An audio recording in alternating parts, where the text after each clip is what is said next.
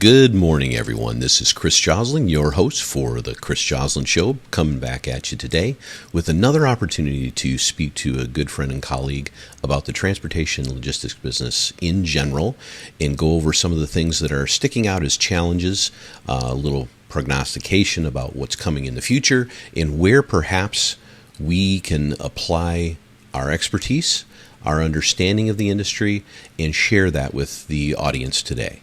And as always, this is brought to you by iLevelLogistics.com. You can go to that website where we curate, aggregate information. We create our own content. The site is a place to come together as a community in the logistics industry to share both inside and outside the industry what we know today, what we see coming, and what we hope to share. Be part of that community. Sign up for our daily email on that site. Get it sent to you so that you can see a brief rundown of the top stories of the day, top stories of the week. Are also sponsored by Orion Solutions Group, a professional project delivery company as well as a recruiting and staffing agency. They have expertise in a bunch of different industries, but for today's purposes, we might even talk a little bit about how they're an expert in helping people find, and both the companies and from an individual standpoint, find and get introduced into a new segment of our industry. So if you're looking for a way to take the next step in your career path in supply chain and transportation, Orion Solutions Group is a perfect opportunity to do so. So please go ahead and go to the website, which is orionsolutionsgroup.com. That's orionsolutionsgroup.com. And as always, we want you to be able to take the opportunity to go on any of our social media platforms, supply us with some feedback, supply us with comments, and above all else, if you want this content to continue to get better, then subscribe. So without further ado, let's get into the discussion topics today. And we are now joined by Mr. David Porter. I was talking to somebody about this the other day, and all these technologies that are kind of still in their infancy. I mean, when I was a kid, I thought half of them would exist right now, and I sometimes wonder. The one that comes to mind for me right now is autonomous vehicles. Right? I mean, Elon Musk, who he has a history of blowing his timelines. He was saying that by now, there would be all over the place. And whoever runs Google's thing was saying the same thing. And, it's just a lot more complicated of a problem than what they thought it was. I think we're going to get there, but, it might be by 2030. Who knows when it's going to be? Yeah, well, I still think 2030 is pretty aggressive, just simply because, there's so much restriction and so much oversight and so much regulation on all the little aspects of doing anything. You have to kind of clear the way on that. I mean, certainly subsidizing everything from the government is helpful, right? Because it pushes things in a particular direction. But I mean, if you look at some of the programs that are out there for like offshore wind, things like that, they are so delayed, and there's so many studies that have to be done pre them even starting to put the pillars in the ocean floor to put these things up, that it takes them 20 years to get to a point where they're viable sometimes. And I think the same thing with next generation nuclear. But, in the case of trucking, the economics are just so compelling, right? And so I teach this in my class. We break out the cost for a trucking company. And if you take out the labor, a large percentage of the maintenance, and drastically decrease the fuel cost, I mean, you don't buy diesel, but you'll have to pay for electricity. Right. Half your costs are wiped out. How can you not want to have a model like that reduces your cost by 50%? Well, I think the biggest issue with not the AI side, but the EV side of that is kind of prognosticating where we're going to be on the fuel cost, the energy cost of electric. Because, I mean, you know how it is right now. We talked about this in a previous conversation, how there are different tiers that you fall into depending on your usage, et cetera. Right. So how is that all going to be managed? And I think it all comes down to storage ability. These batteries not only located in the trucks themselves, but the infrastructure storage. If we can get around that, if we can develop something that isn't going to take every rare earth mineral on Earth to create, the right battery packs, that's where it is.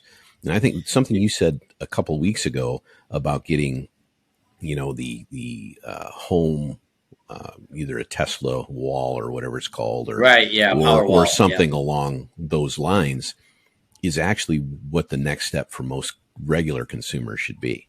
And probably as well for large DCs or people that have certain fleets.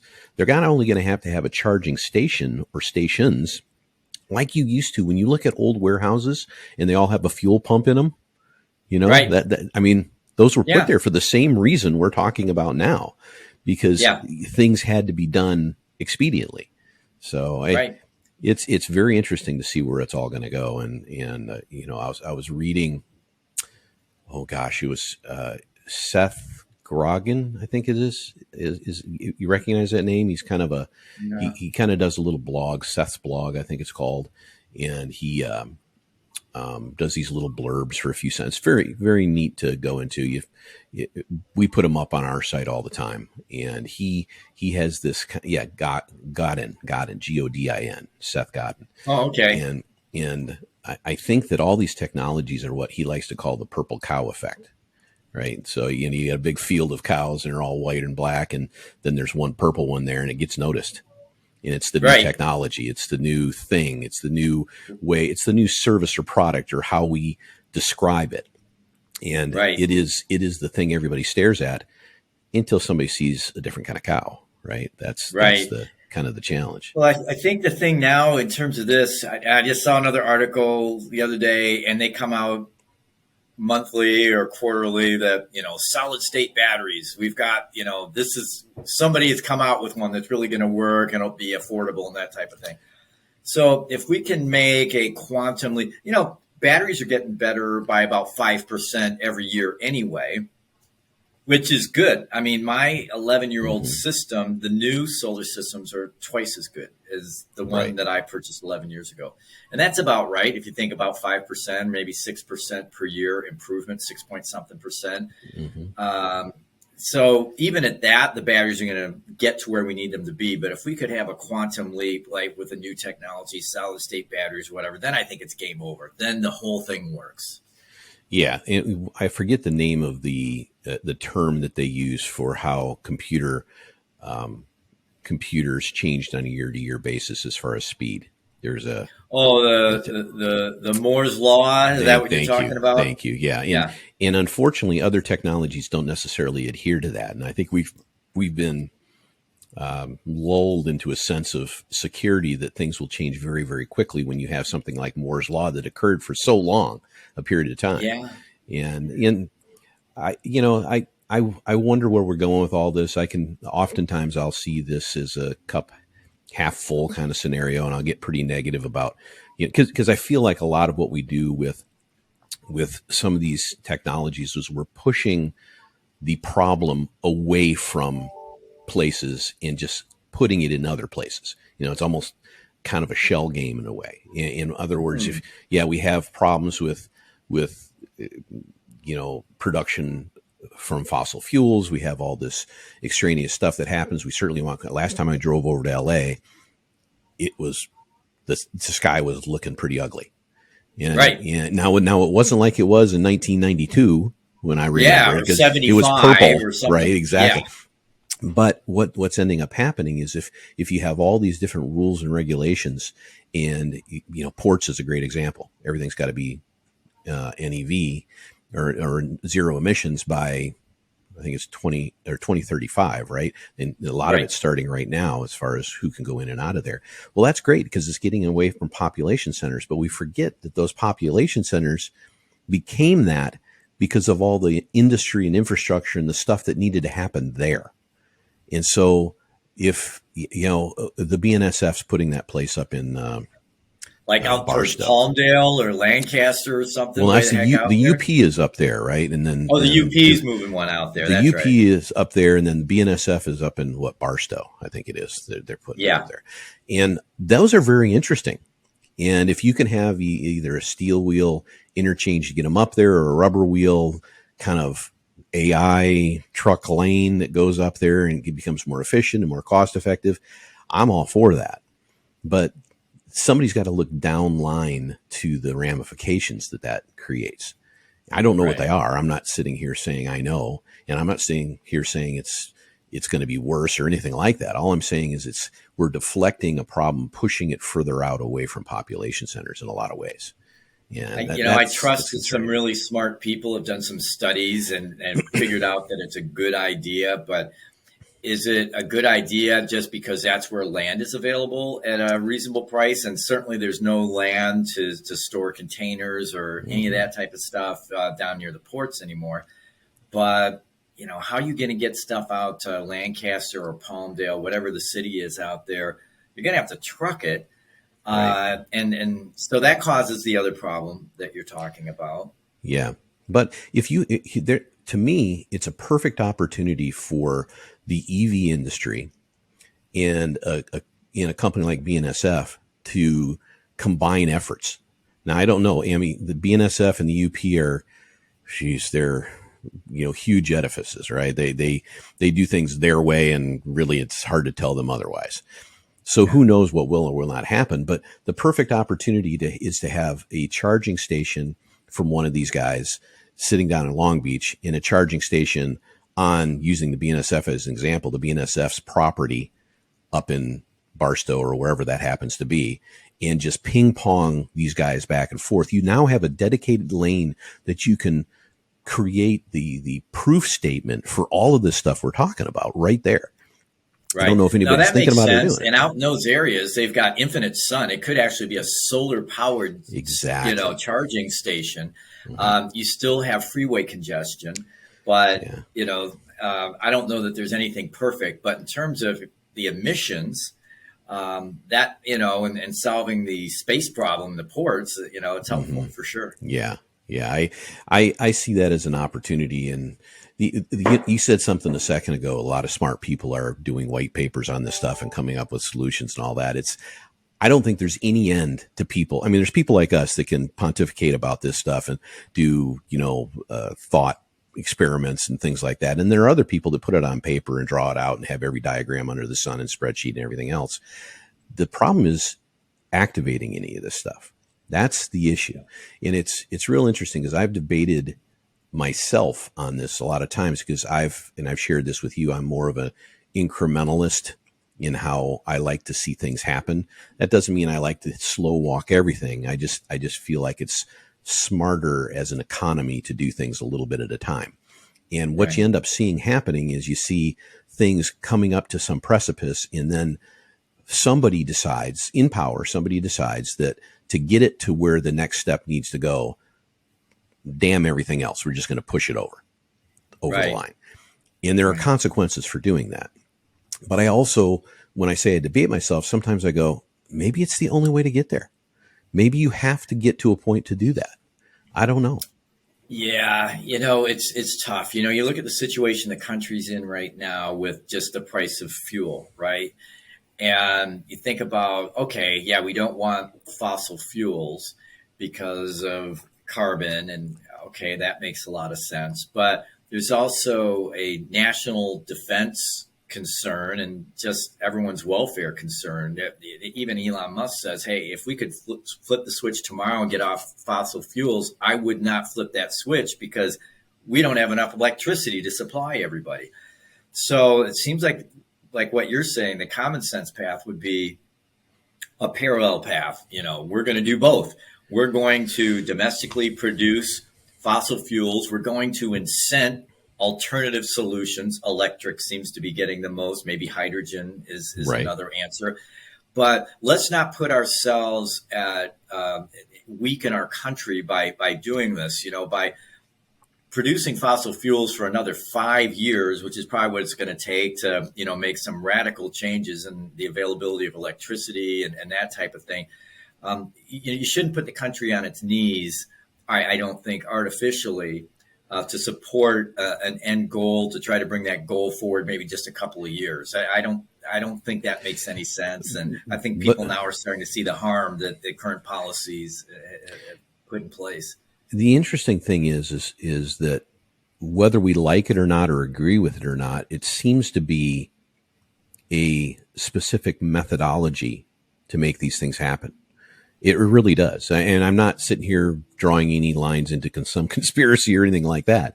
But I mean, the basics of something is if you want to move in a particular direction and you have an opposing structure that is much less expensive, much less expensive, forget the fact that that opposing infrastructure, fossil fuels, is what helped create the entire economy we live in today, right? And all the periphery stuff that has to do with petroleum. But if your direction is to do that, then you do two things at the same time. You lower the cost of the new technology and you raise the cost of the old technology so that the delta is closer and closer, and then the decisions can be made with less, anxiety about them. And it's kind of an obvious solution. You probably remember back in the day when an old employer of ours was trying to change TMS systems.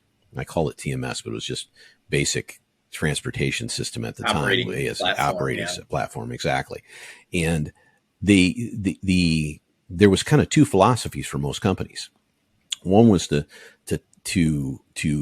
gain something, grab the newest thing, buy a service or a new system, and just simply immediately start putting everything in that system and flip a switch and go to that new system, or to run them parallel. And to your point, which was the most intelligent thing always to do? And anybody that you knew ever that flipped that switch, guess what happened? A bunch of downline things. Yeah. Exactly. Chaos. So, and nobody wants that right now. I can tell you, looking at I've got a little crypto account. I believe in that. Used to be bigger. Oh my God. That's not even I haven't looked at it for months and months and months because I didn't want to do this to myself. Yeah. And I happened to open the app and saw it, and I literally almost cried. I was like, what? Yeah. Oh my God. I wanted to call up Elon and tell him to send out a tweet about it or something so it would go back up. So you got that Dogecoin, that sounds like. Okay. Along with a bunch of other stuff. Yeah. But the interesting thing is the blockchain technology, I have a lot of belief in. I know 100%. At least enough to be dangerous about. And I think it has a lot of application for our industry as well. So there's sea changes happening specifically in transportation logistics. And I really feel like it's going to be, it's coming. I don't know if it'll split in some way where there'll be this kind of assumed industry that is very tech savvy and very, high tech is, I think, the best way to put it. Or will it drag the whole high touch part of it into a new category? And what I mean by that is our industry is kind of bifurcated.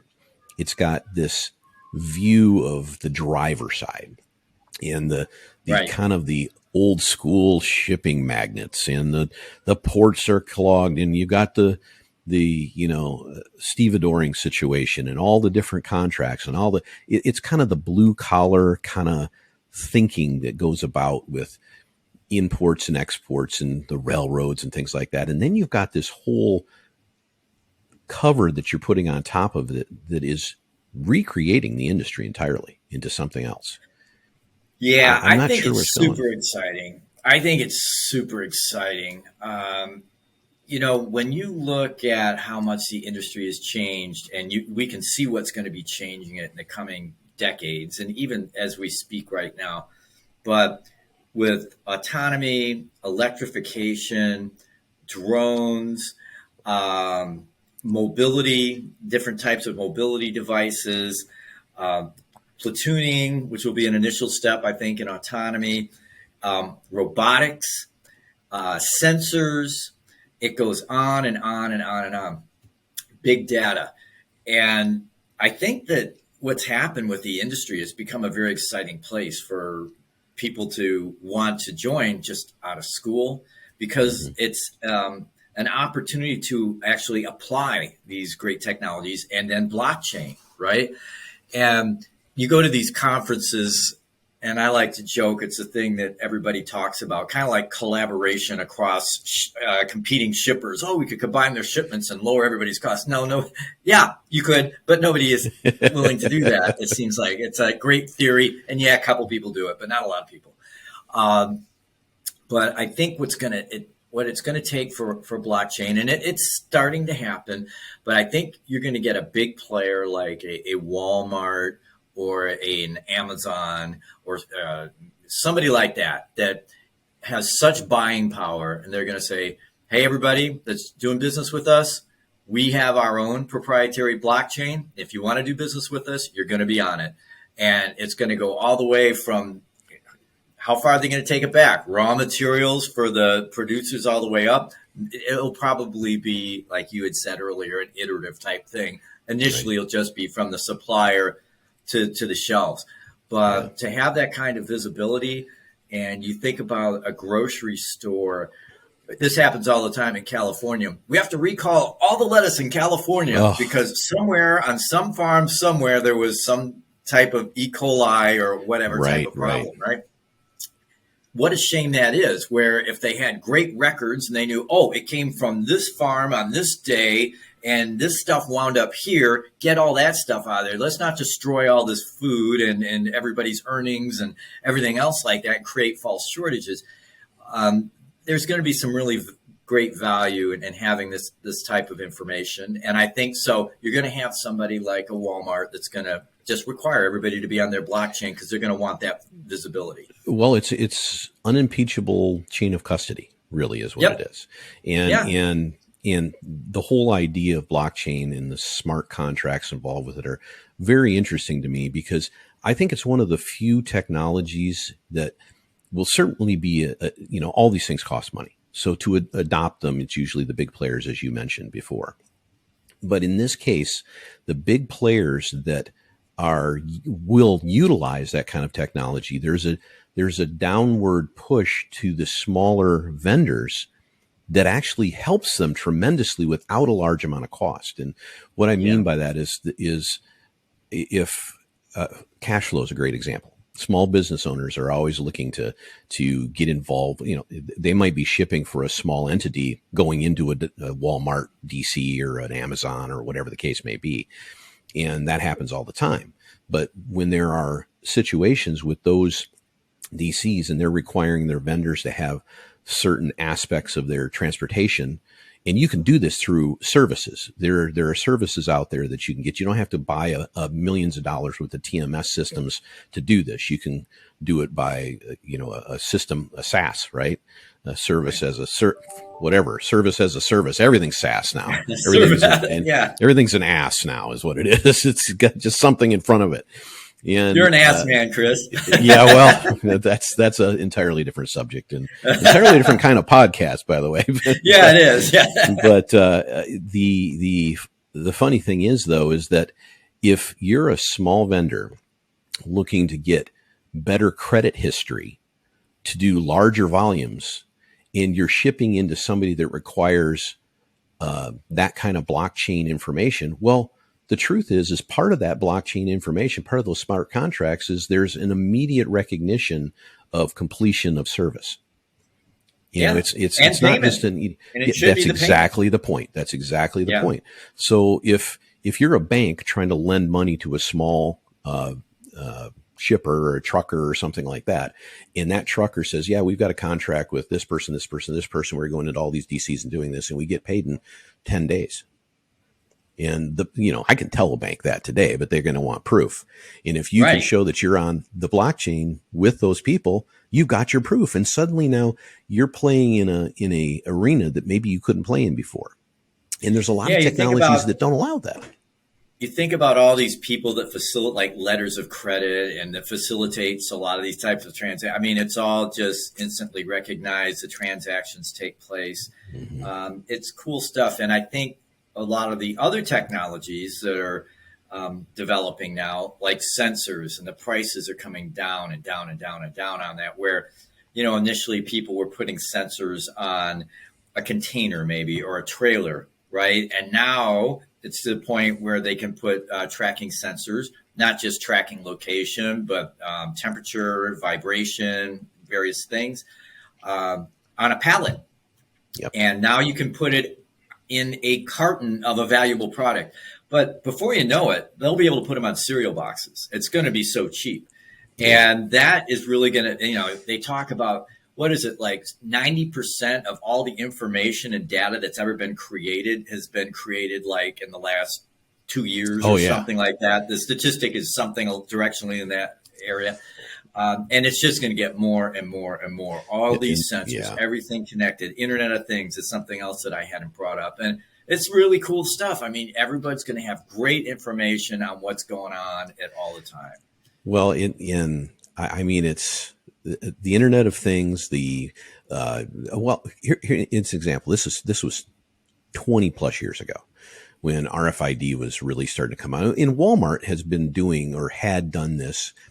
I don't know if they still do. They probably have different technologies down, but they used to, for inventory control purposes, they had RFIDs on pallets years and years and years ago. But I remember being down in a factory in Tijuana with a guy I still talk to today, and he was showing me the technology that they were putting on pallets and containers, and it was a specific design by this particular Japanese company, and it was proprietary, and they wanted to actually put it inside. Wow, this is going to tell you how long ago it was. It was inside a VCR. So, oh damn! I had to. Okay, maybe it was a CD player. Maybe it was a DVD player at least. Yeah, maybe it was. Yeah, but in any event, and he was going on about how great this was, and he would go through these corridors where the RFID would be recognized. You'd have to go through these gateways, if you will, and that technology is still available, and it's almost non-existent as far as expense is concerned. But you have to have gateways. You have to have the data collection and all that. But I said, well, this is great. Are you using it? And he goes, no. He said, why? He goes, it's on everything we do, but it's switched off. And I said, well, what's the deal? And it's privacy concerns. There was this whole idea that if these products were tagged with these different elements, that once it's in your house and my house, Dave, somebody could know it's there. Somebody could know what you have when you have, and there could be all these other aspects. It's the old thing from 10 years ago where there was, I think it was a Samsung TV, if I remember correctly, that had their cameras going on their TVs without anybody knowing it. Or everybody's worrying about the Amazon dots and all those kind of things. They're listening to you all the time. Well, of course they are. Anybody ever looked at their telephone after I'm having this conversation with you about something? I guarantee you when I look at my phone later, there'll be an ad for something we talked about. Yeah. It's kind of a normalized part of our lives now. And I don't know if it's good or bad. I think all these things are both, right? And it just depends on how you decide to utilize them. I don't know enough about the tech. I've heard things like with the Amazon Alexa type of stuff that there is a hard switch in there that is only activated by the wake word, which is Alexa or whatever you program it to be. So it isn't listening to your other conversations. Maybe I'm naive and I believe that, It's better to be naive, Dave. I got to say, I am an optimist, and I think that this technology, there's going to be, unfortunately, there's smart people that design this and smart people that figure out how to use it for no good, to steal money or create havoc or whatever it is that makes them excited. But for the average person, first of all, nobody probably wants to follow me or you or wants to know what I have hanging on my wall, because it is very boring. It's not interesting. You're not going to do much with that information. So I don't worry about it, right? Yeah. I know that commercial interests would want to know certain things so they can sell me stuff, right? I mean, that's probably the big concern, that we're being bombarded with ads. And in a way, it's kind of good to have ads that are tailored to your interest and you're not seeing stuff that is, not something that you'd be interested in. But I am optimistic about all this technology. There's people that say it's going to put people out of jobs.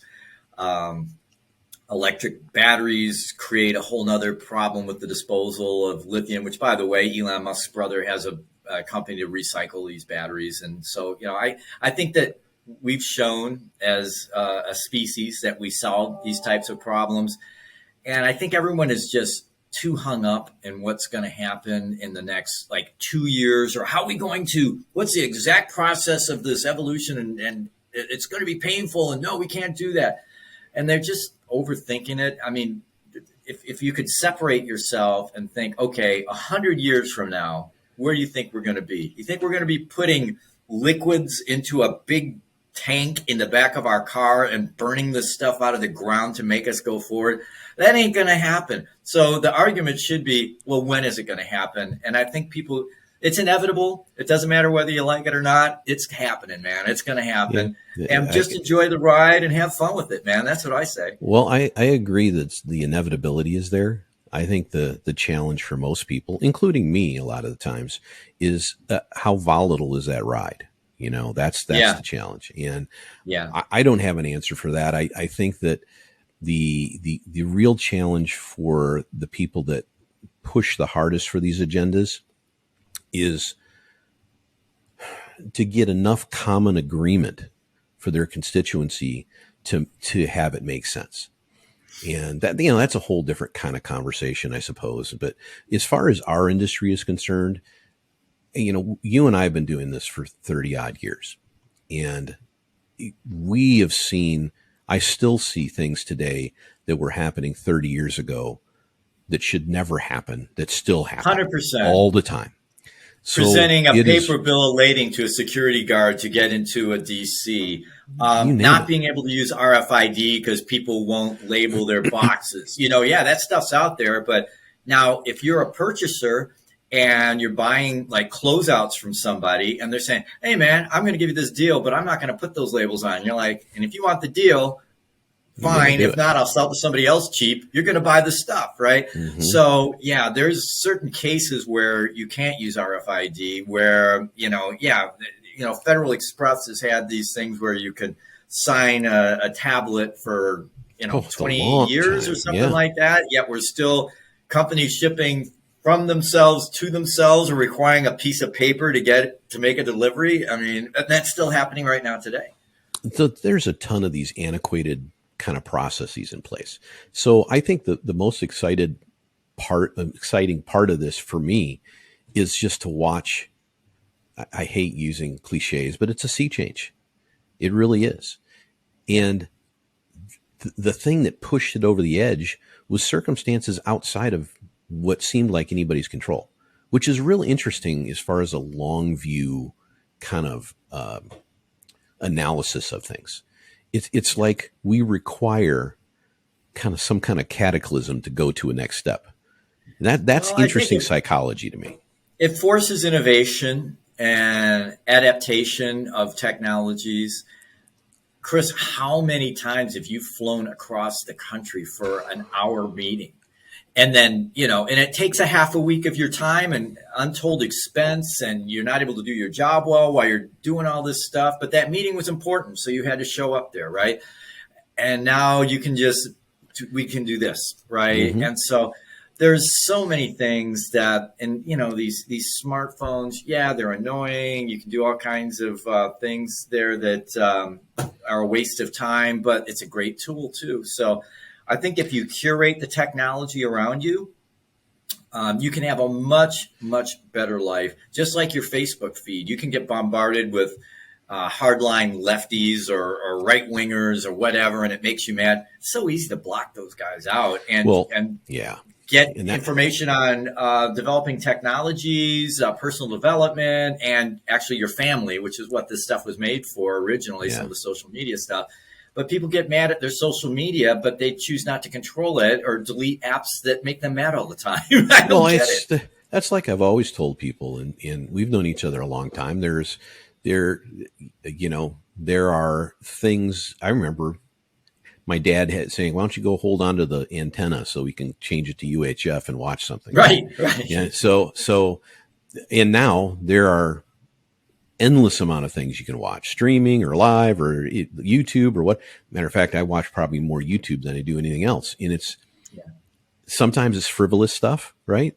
Most of the time it's me trying to figure out something new that I was always interested in that I'm now more interested in because I can see somebody that knows what they're doing talking about. Blockchain is a great example. But all these things, I always tell people this: if you don't like it, don't get mad at it. Just don't watch it. Don't but people don't let yourself be inundated. And, Chris, you are a very logical person. You are a logical person. Yes, we all have a level of emotion, but most people are ruled purely by their emotions. And if there's something out there that makes them mad, they've got to engage so that they can counter that or whatever. And it's such a waste of mental energy and stress and all this kind of stuff. And, we have tools. YouTube is such a great example. You can watch the most disgusting or weird or, cat videos, or a cutting edge scientist that just published a paper that you would never have access to in Germany, giving a lecture on this new technology that you're interested in. And it's an amazing opportunity. And not only can you watch it, some kid in Africa that has a real cheap version of stuff. And so it's the great equalizer, it's the great educator, but it's also the great mind numbing source of pornography and everything else too. Which road are you going to take, right? Well, it's funny because to kind of bring this all the way around, and this goes back to our original conversation about some of the technologies in our industry there, and the advancement of them, the urgent advancement of them versus the deliberate baby step advancement, which is I'm always advocating for. It all is emotionally driven. Yes. That's kind of where I go with this. And I'm, hey, I get as emotional as the next person, but not often, not very often. So, but when the decisions that are societal driven are being driven more by emotion than they are by pragmatism, that's where I get a little tilt. I really do. And well, that's why these concepts need a good salesperson. And you and I have done a lot of selling in our careers. We learned a long, long time ago that people buy for emotional reasons and justify it with logic. And so somehow you got to hook these people. But, people are making decisions about, health based on what politician they like. I mean, does that make any sense at all? No. And there's another example of an exponential technology, biopharma, whatever you want to call it, that's been digitized, and now they can create a vaccine for something very quickly, and soon, relatively soon, it'll be almost instantly. Where how many millions of people died of the 1918 flu, the bubonic plague, and all this other kind of stuff? We can nip this stuff in the bud pretty quickly now. Well, there has been for at least this century a push for designing not just drugs, but supplementation, everything to be specific for. We run Dave Porter's genome properly and look for certain this and that, and then we can apply our understanding of what helps the things that are in need of being filled for you specifically. And right. The same technology applies. Awesome. And I find the technology extremely innovative and interesting.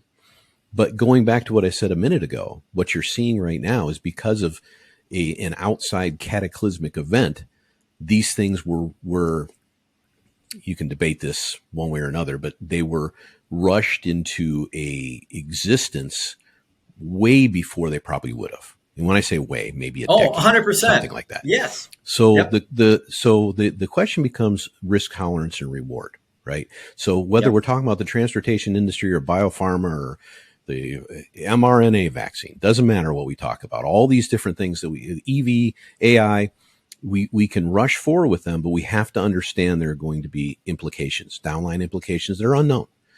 And this kind of conversation is good to try to ferret out what those might be. But only looking back through the lens of history, are we going to really know? Oh, yeah. And I think we're already starting to get at a distance where we can see certain things in the most recent pandemic that we could have done better. Again, being the optimistic person, I think most of those people were trying to do the best they could with the information that they had. But clearly some decisions were made and some proclamations made that weren't accurate. But the other thing that you get with this, and I guess, I love capitalism. I am a capitalist. I love business and all that kind of stuff.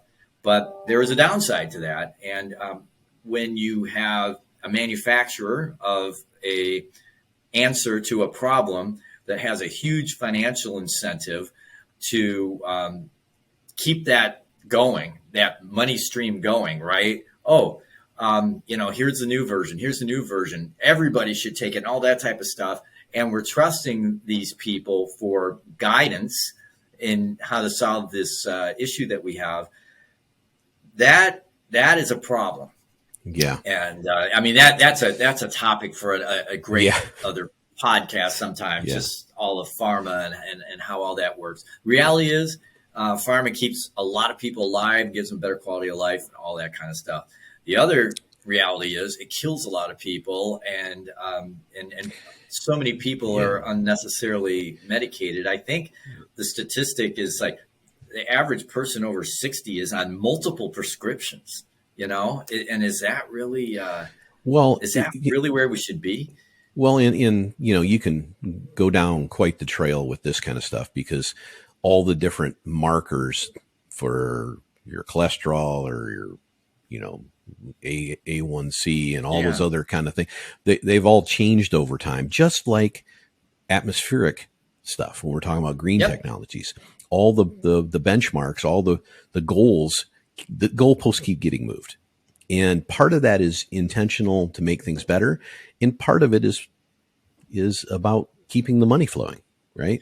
There's lobbyists that all these interests have. And to bring it back to our industry, in some cases, you've got the Sierra Club, you've got the Teamsters, you've got the producers of, answers, you've got the legacy, so let's say electric vehicles and all that type of technology. Then you've got the legacy industries that are behind maybe the technology. No, we got to drag our feet on this.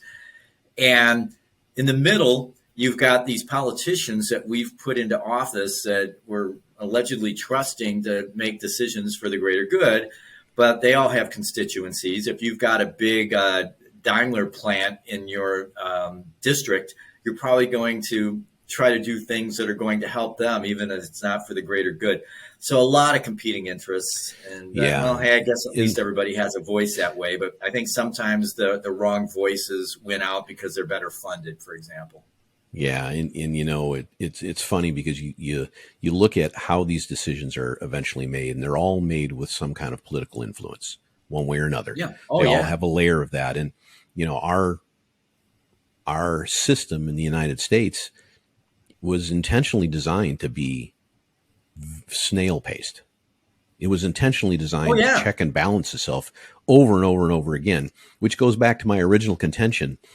When things get sped up like this, it's kind of counterintuitive to me.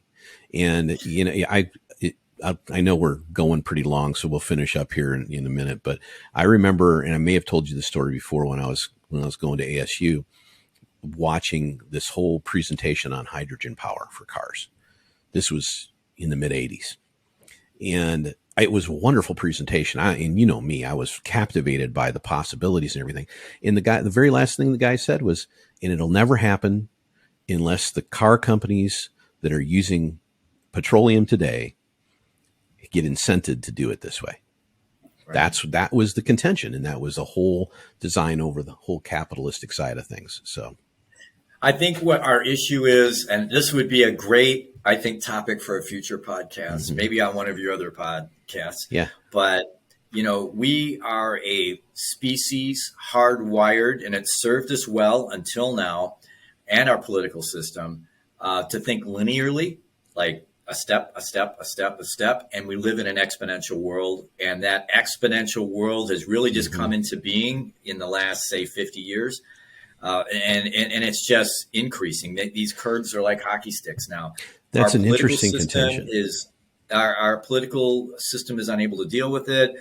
These people that are in office for 50 years or whatever, they have no clue what's going on with AI and all the technology. And so you've got people like, I keep bringing up Elon Musk. He's on my mind because he's in the news a lot lately. But here's Elon Musk deciding who's going to have access to telecommunications in Crimea.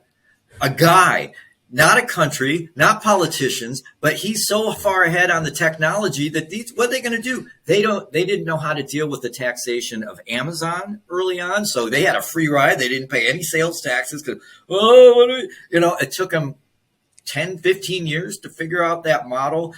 And all these things are happening, and our system is not ready to deal with it. And AI is, really one of those areas that could cause us some problems. We're not prepared to deal with AI. Yeah. But overall, all these different things, incredibly interesting to watch. Yeah. And interesting to try to decide where you fit into these different pieces of the puzzle. Yeah. And from an industry perspective, man, there's going to be a lot of volatility for a while. And we need to be, as I like to say, very nimble on the logistics side of things. But well, I think it's going to create infinite opportunity for people in this industry and other industries, but you got to stay on top of it and know what's going on. And the old way of doing business is largely gone away, and you better be up with the current technologies, methods of communication, and ways to serve your customers, or you're going to be out of business. A special thanks again goes out to David Porter, our continued guest, and hopefully we'll be seeing him every couple of weeks, giving us his expertise and input on the transportation logistics industry and supplying us with both commentary, sometimes some interesting humor, and really overall some expertise and some direction as far as to what he believes, we believe in general, things are moving in a particular direction. As I've said before, subscribe to iLevelLogistics.com email newsletter that goes out on a daily basis. It'll provide you with all kinds of information to further your education and understanding of the transportation logistics industry. It is a community. We want to grow it. Subscribe on those YouTube channels that we have. Go see our curated, aggregated, and our created information on the site and help us grow. Go to all the platforms and give us the opportunity to supply you with better and better content as we go along. We'll see you very soon on the next edition of The Chris Joslyn Show.